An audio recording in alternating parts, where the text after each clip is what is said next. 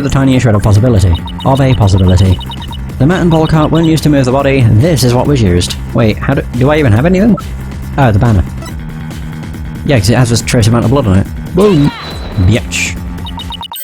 The key here is the thing that ties the art room and the stage together. Might I propose an idea?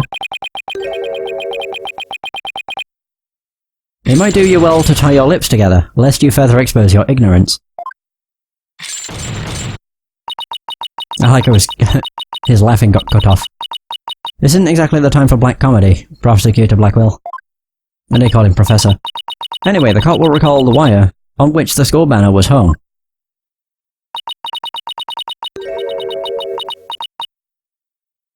That wire was strung between the art room and the stage, which allowed students to run or reel in the school banner from the art room.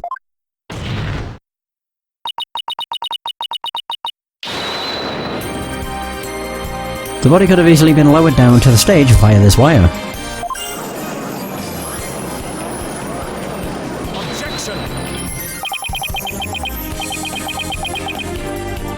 Spare me your armchair theories, this wasn't some kind of high wire act. How do you know?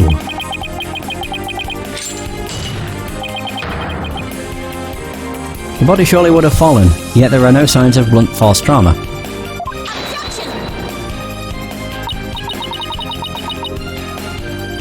Oh, you surprised me, Prosecutor Blackwell. You didn't think... Oh, you didn't actually think I failed to account for that? I'm sure that's exactly what you thought. When we investigated the stage yesterday, the bottom part of the school banner had been tied into a pouch-like shape. God, what is this thing? It's pretty good. I just want to listen to it for a bit. And pouches are used for carrying things. What do you think this one could have carried? Well, go on, please explain. Jeez. Oh, there we go. The body was bundled into the pouch-like section of the banner and sent down the wire. Whee! Oh, it looks odd. The body would have been down on that stage in a flash, and there'd be no need for a mat.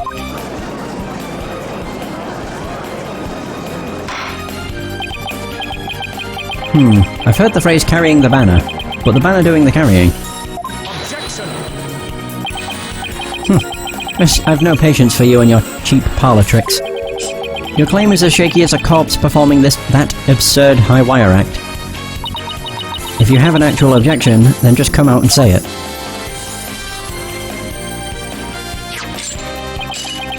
I trust you recall the bloodstains left on the art room pottery. If the wire had been used to move the body, it would have been via the window above the quad, the one with the winch. However, the bloodstained pottery was next to the window above the maintenance area. Ergo, the wire and banner had not at all to do with this case. Oh. Haha. The bloodstained pottery. I remember that. This doesn't look good. We'll be back to the mat theory if you don't do something. Blood. Well, Miss Cykes, I hope you have something better this time than a circus act. If my wire theory is true, then that blood on the pottery must not have been blood at all. No, it must not have been the victim's blood. Maybe it's not the victim's blood. Did the police check to see from whom the blood on the pottery came from? Shame on you, Sykes Dono. Have a little more respect for the constabulary. Oh no, I thought it was Tucker. Never mind. Whoa, this doesn't look good. Fulbright.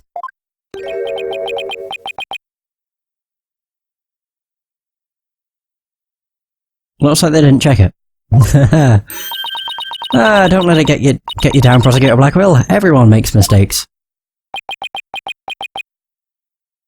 Spare me your cheek. We will know not either way till the tests are run.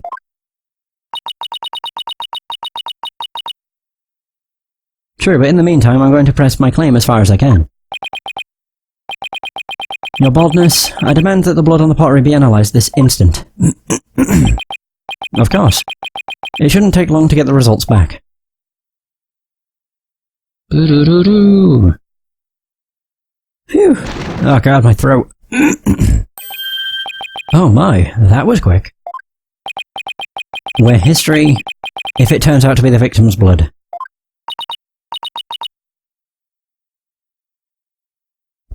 Please, please let it be someone else's. He doesn't look happy. Oh. It seems the blood was not from the victim. What? Furthermore, a comparison with other parties involved with this case reveals that the blood belongs to one Hugh O'Connor. Oh. Score. That must be when he injured his hand then.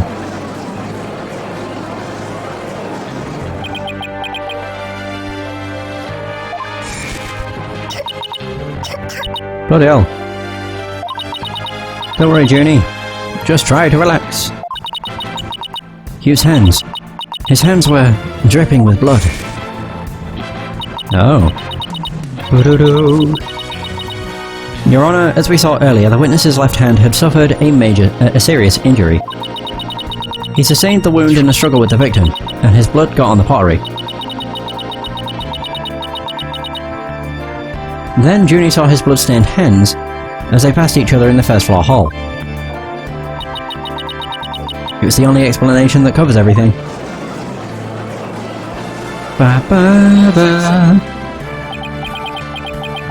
There is but one way now to turn aside her blade, but do not cast the blame on me. Your grudge is with Cykes, Dono, for it is she who forced me to expose your secret. Fine, whatever. Wow, how much dirt does he have on Hugh?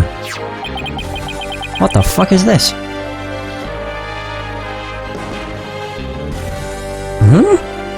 Wait a minute. Is that the... Wait, is that the use envelope? It's like booby-trapped with a Stanley knife. Dickish. The court will observe this odd-looking envelope. It was inside this... Wait. Oh, it was inside this that Miriam Scuttlebutt's script was found. Why the fuck is it booby-trapped? Miss Scuttlebutts. But didn't the prosecution already claim that this envelope is the one that contained her script? Circumstances have changed. You see, Golden Boy had hidden this from us all. Let's see here. My word. Talk about the world's most painful paper cut. Indeed. You can clearly see that if this envelope is not opened correctly, a powerful spring-loaded blade will shoot forth, leaving a horrible gash upon the hand. The only one who had been told of the correct way to open it was Constance Court. You really want to see my script that bad? Well, you better watch out. Read it without my permission, and you'll wish you hadn't. Oh, really? Yikes, Miriam wasn't kidding when she said that. The blood on the blade is the witness's. Our genius here tried to sneak a peek at the wrong script, and paid for his foolishness. Yee, ouch. This guy's the worst genius I've ever seen. Don't worry, Athena. The wound isn't that deep. We've still got the wire theory. Yeah, I've got it. Since the blood by the window overlooking the maintenance area isn't the victim's, there's no longer any basis for denying the body was moved using the wire and banner. Therefore, the defense once again asserts just that. Oh, crap. Of course. What now? You call yourself a lawyer? Don't you see the glaring contradiction in your thinking? No, I don't. Huh? The court would like to remind the witness that his role is not to point out... And you? How can you adhere to such outdated beliefs? But whatever. It seems you've forgotten the two statues that were on stage directly below the wire. The body sent sliding down that wire would have crashed into him. Care to explain that away? I mean, one of them was destroyed. Why, I believe he's right. The statues and the wire are extremely close together. Yeah. So the body would have collided with the statues. What if they did collide? Wait, that's it! That would explain why the statues were destroyed.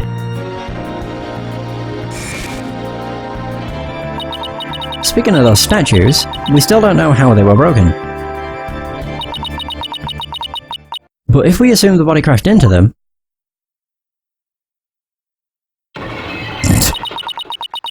that would also explain that loud sound we heard while we were in the waiting room.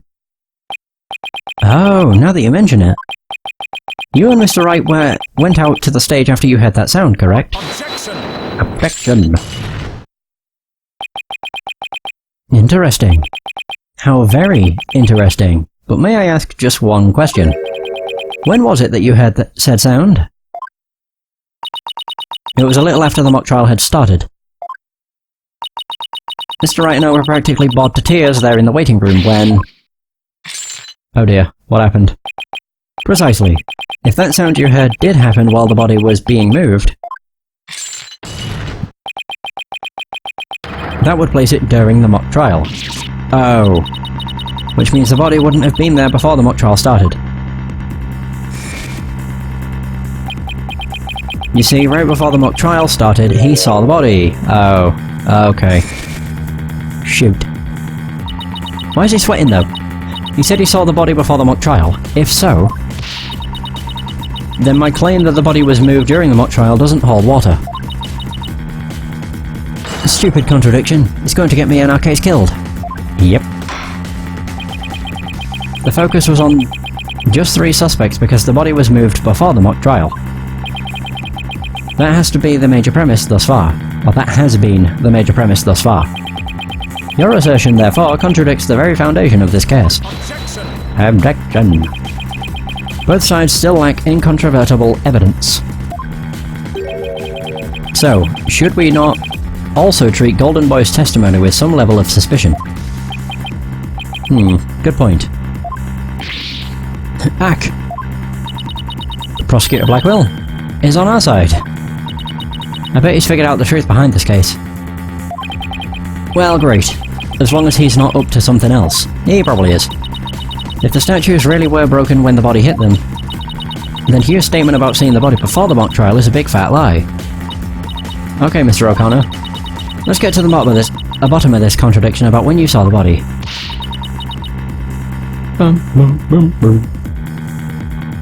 Look me straight in the eyes and repeat your statement.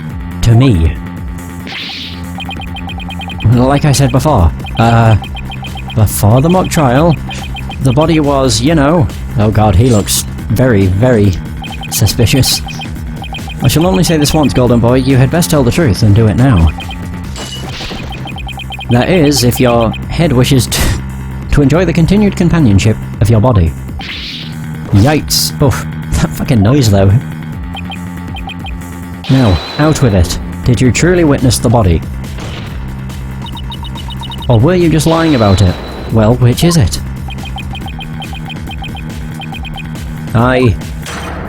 You what? Holy crap. I never saw the body. Are you sure about that? Lie to this court again and I'll charge you with perjury. There was no body on that stage. I've been lying about that this whole time. I'm sorry. Oh. Well.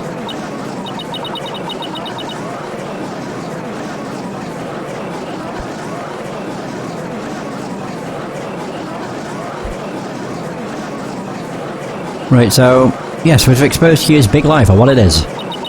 But why would he lie about this to begin with? God knows. Order! The base premise that the body was moved before the mock trial has been overturned. I imagine this has an impact on both the defense and the prosecution's case. Well, first I'd like to thank the prosecutor. This brings us one step closer to the truth. Now, at least, we know the body was moved using the wire and skull banner. Indeed. That much I shall concede, Cykes Dono. The body was moved as you stated, and in the midst of the mock trial. So both sides are satisfied then. If the body was moved before the mock trial, we have our 3 suspects. But if the move took place in the midst of the mock trial, it is an entirely different story. Right. All three suspects were in the mock trial. That gives them solid alibis. How simplistic. Did you forget about the student in charge of the audio? Amidst the mock trial, she was the one soul who could leave and re-enter the lecture hall. What's this? Who is this person in charge of the audio? Juniper! Oh no, how could I forget? It was... Hey, what's the big deal here? Why's Junie so large in this shot? Juniper was also in charge of the audio. When she wasn't in the trial, she was in the audio control room dealing with the music. Indeed. The one who could enter the art room amidst the mock trial to move the body was none other than the accused, Juniper Woods, for she was in charge of the audio. No! My case! No! It's never gonna end! Why, yes, I see. That does make perfect sense. This can't be happening. Instead of exposing Hugh's crime, Junie's in even deeper. No matter how you slice it, we're cooked. Do-do-do-do. And here I thought Prosecutor Blackwell was on our side. At least on this issue. He's never on our side. The Twisted Samurai strikes again. Twisted? It's more like Dirty Rotten. Your baldness? It is time to put an end to this farce. The prosecution has presented a quite convincing case. But the defense has one last chance to voice any remaining objections. Well, Miss Cykes? Apollo, what are we going to do? I've got nothing left. Nothing. Nada. Niente. I've been trying to think of something. I'm drawing a big blank too. Fuck. Poor Junie. Unless we figure out something, she'll be... Objection. Objection. Well... I object to... Wait. Wait, Hugh? Why's he helping? Stop right there, criminal scum. Sorry. All ears to me. It's time you heard about the rare genius of Hugh O'Connor. Is this an act? What the fuck? Hugh. Why is he crying? Listen and you will hear the secret behind my perfect crime. Perfect? Crime? Is he doing this again?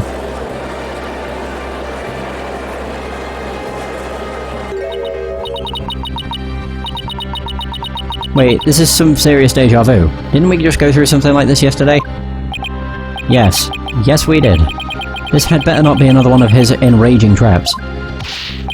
The murder, the moving of the body, the cover-up, it all sprung from my brilliant mind. Well, go ahead. Arrest me. The real killer is right before you. Order. Order, I say. Mr. O'Connor. You already confessed yesterday, then earlier today recanted your confession. As if you mouth breathers could comprehend my genius, the end justifies the means. Now bow down and kneel. Kneel before my great and maddening intellect. Why is he crying and got a snotty nose? Objection! He still hasn't broken his chains. I'm impressed. Enough. The only thing maddening is the...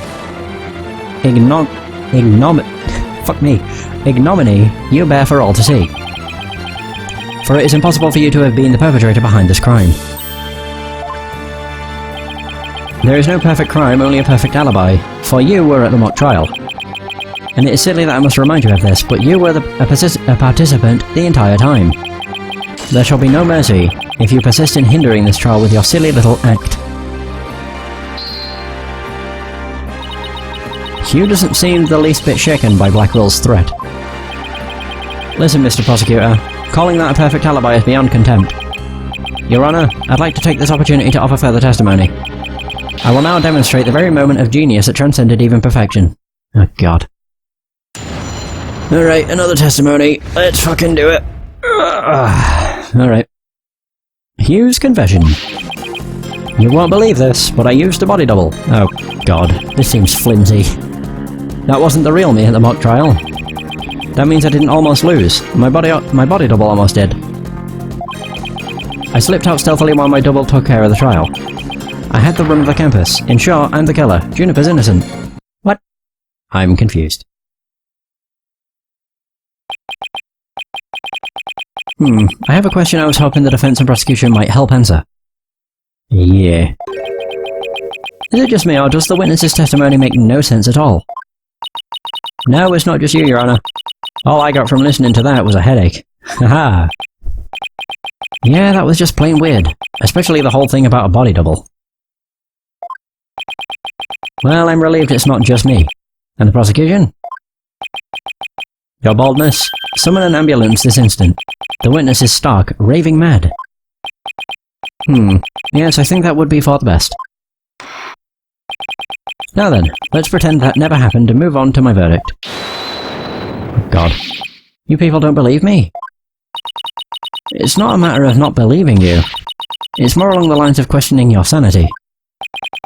Yeah, the funny farm just called. They want their genius back. Shut your pie holes. The intellect of a genius transcends even logic. Besides, don't you guys have that weird device for testimony like this? Hang on, what widget? Oh, yeah. Widget's not a weird device, and I don't waste him on ridiculous testimonies. Easy there, Tiger. Think of it this way. We don't want a verdict to be passed just yet. So how about we give Widget a try? Well, this is against my better judgment, but I'd like to conduct a short therapy session. Short my arse. Your better judgment, I'm a judge and it's far beyond mine. Yet I find it hard to say no. Prosecutor Blackwell, I trust you have no objections. Prosecutor Blackwell? Oh, he's gone. What? Where'd he go? The prosecutor said, rubbish. We will be out on a stroll. Then left with Detective Fulbright. Okay. How does he get away with stuff like that? Then I'll interpret that as meaning he has no explicit objections. Alright then, Miss Cykes, you may proceed with your therapy session. What the shit? I've seen my share of crazy trials, but this one takes the cake. Yeah, no kidding. What the hell? Boop. Oh yeah. Let's do it. We didn't even notice any Discord though.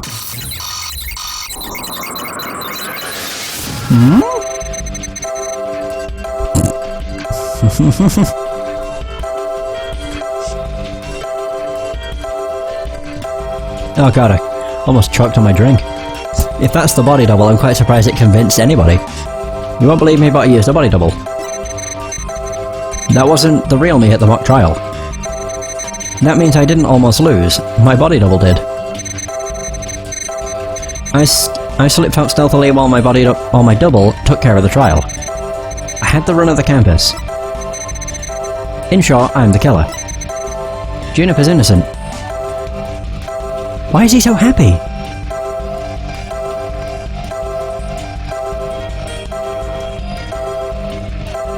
Unless he's happy because of, like, Juniper being innocent.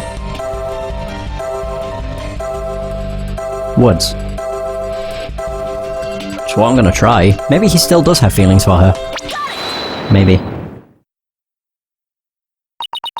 Mr. O'Connor, yesterday you said that you didn't really care about Miss Woods anymore. I already told Juniper, so I might as well tell you I don't really care about her anymore. What? Why? Yeah, well, Juniper reported my secret to Professor Cort. His secret? Oh, the bribe. She wanted nothing to do with me because I had disappointed her. That's why I don't care about her anymore. I was never trying to protect her. My confession was always about one thing and one thing only, the truth. That's not true, because that's against your thing. Mr. O'Connor, you feel great happiness in the fact that you might help set Miss Woods free. So much so that it overshadowed all of your other emotions. What are you... I can hear it clearly now, Mr. O'Connor. The discord you've been trying to suppress. People don't normally feel like you do when you've confessed. So Hugh really was trying to protect Juniper. Yes, I'm sure of it. Hugh's feelings for her are the real deal. Only down by 10%. Goddamn. But that means his confession is. Finally figured out the obvious, have we? Oh, he's back. Well, did you look at that? Why, Prosecutor Blackwell, you're back. The confession was naught but lies, save for the part about being in the mock trial. Can we all agree now that the killer is the one in charge of the audio, i.e. the accused? Why couldn't you have taken a longer stroll? No, you haven't unraveled the genius of my body double trick yet. You can't be serious. Do you really expect us to believe you had a body double? Yes, I do. But if you think I didn't, then prove it. God, this is just desperate. Either we quit here and Juniper is found guilty, or we play along with Hugh's delusion.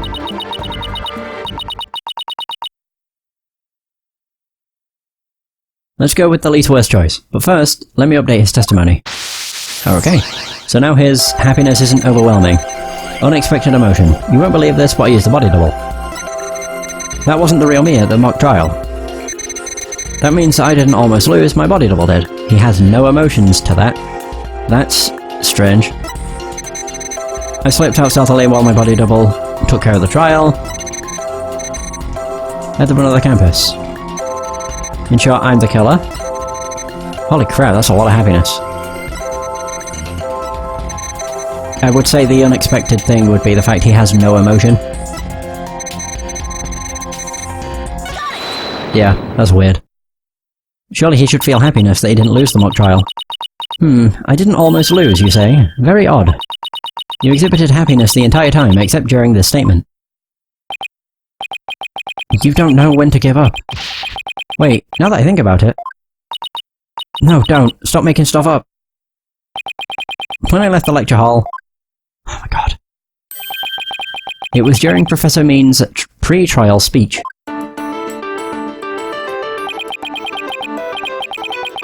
That's when I moved the body. I then slipped back in just before the verdict.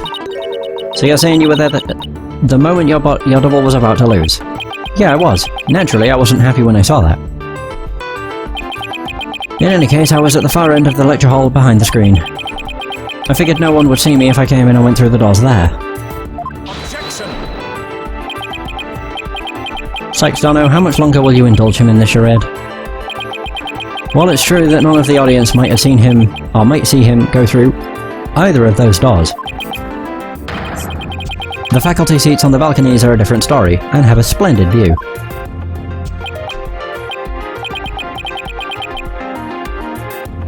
I thought you could do better than that. The lawyer's bench is on the right side when facing the front of the hall. I used the door to the right side near the lawyer's bench. That means my movements were only visible to someone on the left balcony seat. But that seat was empty at the time, which is only natural. After all, it belonged to Professor Cort, and as we all know, she was already dead by then, but that's not true. Yeah, that's Professor Mean's balcony. Pretty sure. We do have the diagram, so it's fine. That can't be right. An empty balcony seat on the left side contradicts this piece of evidence. Yeah, it is the diagram. Okay, yeah, you can actually read it there. Professor Cort is on the right-hand side. Wait, prosecution. Yeah, Professor Means is up there. Yep. I've no idea where this contradiction is going. But I don't have any other moves at this point. Guess I'll just have to follow it and see where it takes me. You said the left balcony seat was empty, but was it really? I saw it with my own eyes, it was definitely empty. But what about this diagram? According to this, Professor Means was supposed to be seated in the left balcony seat. But if you left the lecture hall during his pre-trial speech, he would have been standing there at his seat addressing the students and faculty. No, this can't be right. Oh my god. Why is his... I don't get this. You do no one any favour by exposing the falsities of your confession, of his confession. I've told plenty of lies so far, but this part is true, I tell you. There was nobody in the left balcony seat. You gotta believe me. It doesn't seem like he's lying this time.